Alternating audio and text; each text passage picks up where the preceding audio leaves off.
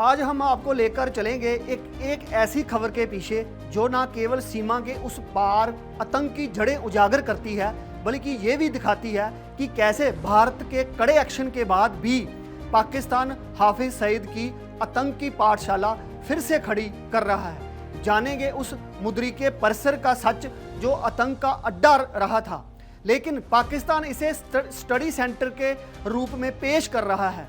हमारे साथ रहिए एक बेहद खास रिपोर्ट के साथ।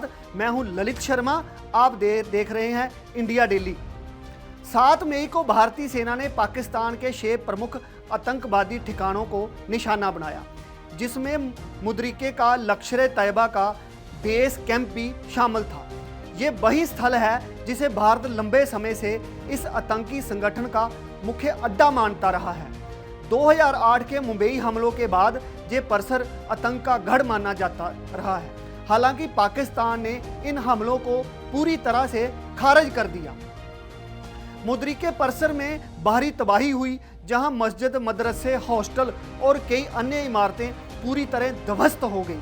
पाकिस्तान सरकार का दावा है कि ये कोई आतंकी ठिकाना नहीं, बल्कि एक स्टडी और सेवा केंद्र है जहां बच्चों की पढ़ाई होती है। लेकिन भारत का मानना है कि जहां एक चलती फिरती आतंकी ट्रेनिंग होती है। ये आतंकवादियों का एक स्कूल है जिसका संचालन हाफिज सईद की पार्टी करती है। मुद्रिके परिसर के मौजूदा प्रशासन मोहम्मद अजम ने कयोदे न्यूज एजेंसी को बताया कि परिसर में केवल धार्मिक शिक्षा और स्वास्थ्य संबंधी सेवाएं प्रदान की जा रही हैं। उन्होंने ये भी दावा किया कि प्रशासन की निगरानी में ये केंद्र अब भी सक्रिय है और इसमें बच्चों की देखभाल के लिए सरकारी अधिकारी भी तैनात हैं। 7 मई के हमले में परिसर में 3 कर्मचारी मारे गए। उन्हें जाने के लिए कई बार कहा गया, आदेश दिए गए, लेकिन वे परिसर में ही रुके रहे।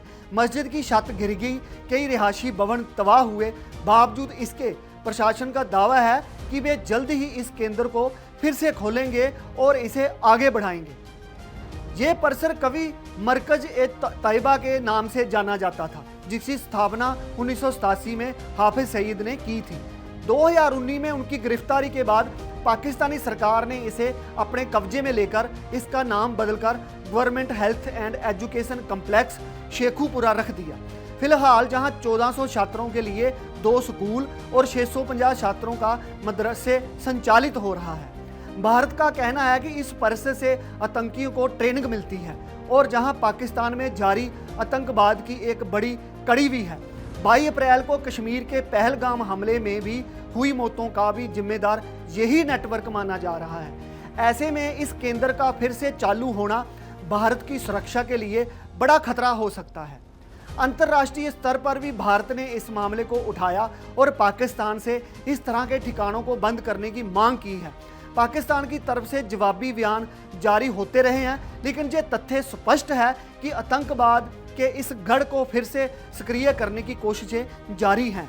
भारत के लिए ये सतत चुनौती है जिसे नज़रअंदाज नहीं किया जा सकता। दोस्तों, आतंकवाद की इस पाठशाला को फिर से खड़ा करना सिर्फ भारत की ही नहीं, पूरी दुनिया की सुरक्षा के लिए खतरा है। भारत की सख्ती और सतर्कता ही ऐसे खतरों को रोक सकती है। मैं ललित शर्मा इंडिया डेली से आपको यही बताना चाहता हूं कि हमारे जवानों की मेहनत और हमारी सरकार की हिम्मत से ही हम इस खतरे को मात दे सकते हैं। इसी तरह के साथ आपसे विदा लेता हूं। आप बने रहिए इंडिया डेली के साथ, जहां हर खबर आपके दिल से जुड़ी सच्चाइयां बताएगी। धन्यवाद।